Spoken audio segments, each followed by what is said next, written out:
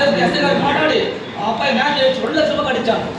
అదే మీటింగ్ పెట్టిన మన వయసు ప్రభుత్వం నుంచి ఎవరైతే అతను కొట్టారో 2 లక్షల రూపాయలు కట్టించాను.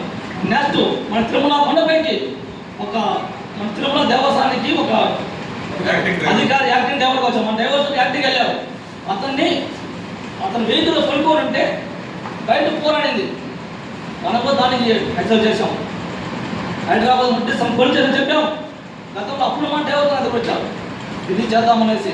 అలాగే టీవీ రమణ గారు ఉన్నారు మన గ్రూపులో, అలాగే సురేష్ నాయకులు ఉన్నారు, అలాగే మనకు సపోర్ట్ చేసిన ఇంకా చాలా మంది ఉన్నారు. అలాగే నీరు నాగేశ్వర అప్పుడు నిలబడుతున్నారు. కానీ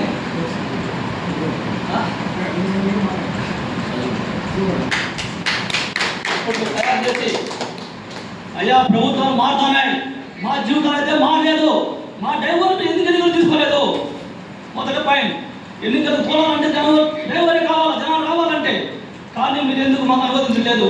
మీరు అడిగే ప్రభుత్వం అంటే మా ఫ్రీ పాలసీ పెట్టండి, 100 అడుగులకు 200 మీటర్లకు వసతి కలిగించి ప్రతి ప్రభుత్వం అడుగుతున్నాను.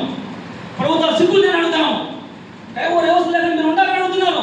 వాడు తావాలన్నా డ్రైవరే కావాలా, మీకు పాలు తావాలా డ్రైవరే కావాలా. ప్రభుత్వాలు సిగ్గు పూసుకుంటాను. అయ్యా డ్రైవర్ ఏమన్నా పొరపాటు ట్యాక్సీ అయితే తాయి సచ్చినాడు రా పేట కేసు. ఎన్ని మానవ ప్రభుత్వాలు నాలోని రక్షిస్తున్నది, నాలోని రాష్ట్రాలు రక్షిస్తున్నది ప్రభుత్వాన్ని గుర్తించుకోండి. ఎన్ని రోజులు ఉన్నాయి, 5 కాదు. ఈ నాలోని ఇప్పుడు ఫస్ట్ అడిగి వేసింది, 2వ దశకి స్టేట్ మొత్తం పార్టీ వ్యవసాయం ఉన్నది. దాన్ని బట్టి దృష్టిలో పెట్టుకున్న ప్రభుత్వాలారా 11 నుంచి 11 డ్రైవర్కి హెల్పింగ్ చేసేది జనం కాదు, మీరు డ్రైవర్ సాయం చేయాలా. ఇప్పుడు చెప్తున్నారు ఉచిత బస్సులు అంటున్నారు, ఆటో వాళ్ళు ఏమైపోవాలా, ట్యాక్సీ వాళ్ళు ఏమైపోవాలా. వాళ్ళ ప్రభుత్వానికి 11 ఇంటికి ఉద్యోగ వ్యవస్థ కోరుకుంటున్నాను. ఫ్రీ బస్సు ప్రయత్నం చేస్తుంది, లేదంటే నేను ఎక్కడ కానీ ఫ్రీ బస్సులు అడగవు. ఆపేస్తాం, రాష్ట్రం మొత్తం పనిచేస్తాం. మా డ్రైవర్ అసోసియేషన్ నుంచి కొత్త అసోసియేషన్ మేల్కొంటుంది. ఎన్నో కాలంలో మా డ్రైవర్ సభ్యులు డిగ్రీ బీకాం చదివారు, కానీ ఈ మధ్యలోనే మా డ్రైవర్ కొద్ది వెలుగు వస్తున్నారు. ఎందుకంటే గ్రూపులు పెట్టుకొని వాడిలే కాదు, సమస్యలు ఉన్నాయి గ్రూపులో, సమస్యలు పెంచుకుంటాయి కాబట్టి హెల్పింగ్ చేస్తుంటాయి. కానీ ప్రభుత్వాలు చూస్తున్నాయి, కళ్ళు మూసుకుని చూస్తున్నాయి ప్రభుత్వాలు. అదే డ్రైవర్ వాళ్ళు, ఒక డ్రైవర్ గ్యాస్ 1 లక్ష రూపాయలు 2 లక్షలు డిమాండ్ చేయొచ్చు కదా.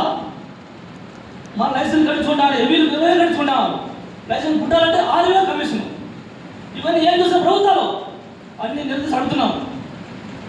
ఇదే కాకుండా ఇంకా మన డ్రైవర్ సమస్యలు ఎక్కువ ఉన్నాయి. స్టాండ్ విషయంలో కూడా సమస్యలు ఉన్నాయి. ఎవరు పెట్టినా స్టాండ్ అయిపోయినాయి.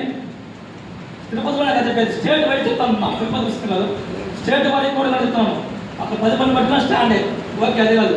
ఇప్పుడు ముఖ్యమైన సమస్య వచ్చేసింది మనకు, ట్యాక్సీ డ్రైవర్ సోదరులు మొత్తం ఆత్మహత్య చేసుకుని రోజు వచ్చేసింది. ఎందుకంటే ఫ్రీ బస్సు పెట్టుకుని ఎలా వెళ్తాం. అది ఈరోజు కొండపైన 150 బస్సులు ఉచిత బస్సులు వేసారు.